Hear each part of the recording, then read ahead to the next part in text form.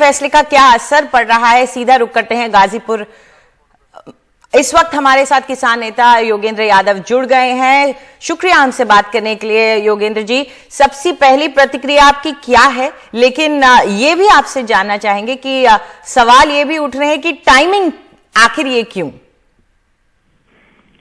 देखिए, पहली बात तो ये कि गुरपुरब के दिन कीरत करो में विश्वास करने वाले किसान को एक बहुत बड़ी ऐतिहासिक जीत हासिल हुई है।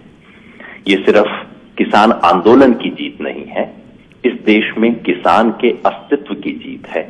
किसान ने ये साबित कर दिया है कि वो इस देश में उसकी भी कुछ औकात है किसान की। जो टाइमिंग का सवाल है, जाहिर है इस सरकार पे जब हमने बताया कि ये कानून असंवैधानिक है, इनकी कान पे जू नहीं रहेंगी। हमने कहा गैर कानूनी है, हमने कहा किसान को नुकसान होगा, हमने कहा कि और कुछ नहीं, इंसानियत के नाते देख लीजिए कितने किसान सड़क पे बैठे हैं। इन सब से इस सरकार को कोई असर नहीं पड़ा। जो असर हुआ है वो चुनाव का है। अब जब उत्तर प्रदेश और पंजाब में चुनाव दिख रहे हैं और पता लग रहा है कि इनकी हालत पतली होती जा रही है, इसलिए जो कुछ किया गया है वो हुआ है। मैं समझता हूं कि लोकतंत्र में कोई बुरी बात नहीं है। अगर लोकतंत्र में कोई चुनाव की भाषा ही समझ जाए तो वो भी अच्छा है। लेकिन एक बात मैं यहां याद दिला दूं कि हमारी प्रमुख 2 मांगों में से एक मांग अभी मानी गई है। हमारी 2 प्रमुख मांगे थी कि तीनों कानून रद्द किए जाएं और एमएसपी पर की कानूनी गारंटी किसानों को मिले, न्यूनतम समर्थन मूल्य की। दूसरे पर प्रधानमंत्री ने कोई भी ठोस बात नहीं की है, इसलिए सभी किसान नेताओं को मिलकर बैठकर सोचना होगा। जी, यहाँ योगेंद्र जी एक बात और है कि जब प्रधानमंत्री ने इस बारे में बताया, उनका साफ कहना था कि ये जो कानून था ये एक सत्य था, एक दीपक की तरह रोशन एक सत्य था। और वो कह रहे हैं कि कहीं ना कहीं उनकी तपस्या में कमी रह गई कि वो समझा नहीं पाए किसान भाइयों को कि वो किस तरह का कानून था। तो इतनी बात तो तय है कि कानून में कोई खामी वो नहीं मानते हैं।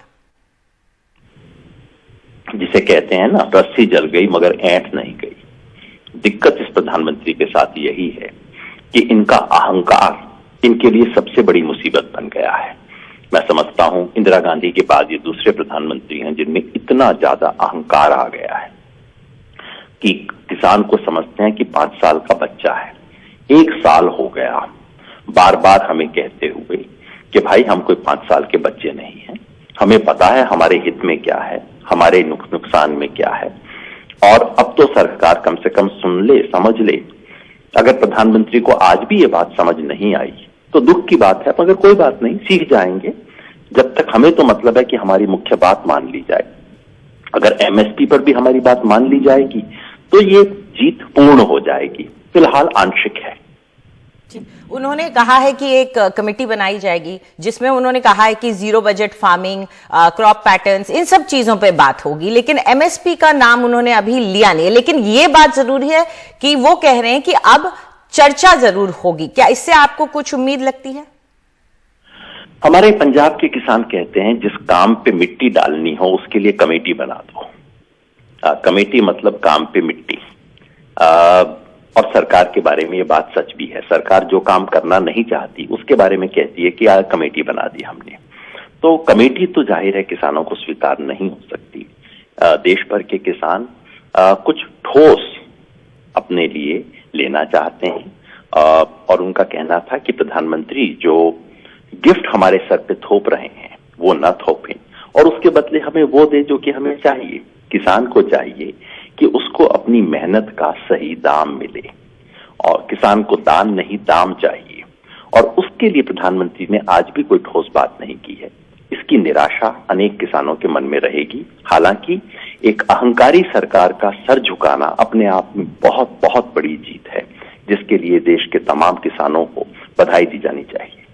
जी, अब एक बड़ा सवाल जो रहेगा वो ये कि कई नेता होंगे जो आपकी बीकेयू से अलग होंगे, आप लोगों के किसानों के संगठन से अलग होंगे, जो अब इसका क्रेडिट भी लेंगे, क्योंकि प्रधानमंत्री को या गृह मंत्री को इस बात के लिए तैयार करने का क्रेडिट कुछ और नेता भी लेंगे। तो उस पर आप क्या कहना चाहेंगे? क्रेडिट न तो किसी मंत्री को जाता है, न किसी नेता को जाता है, न ही किसी किसान नेता को जाता है।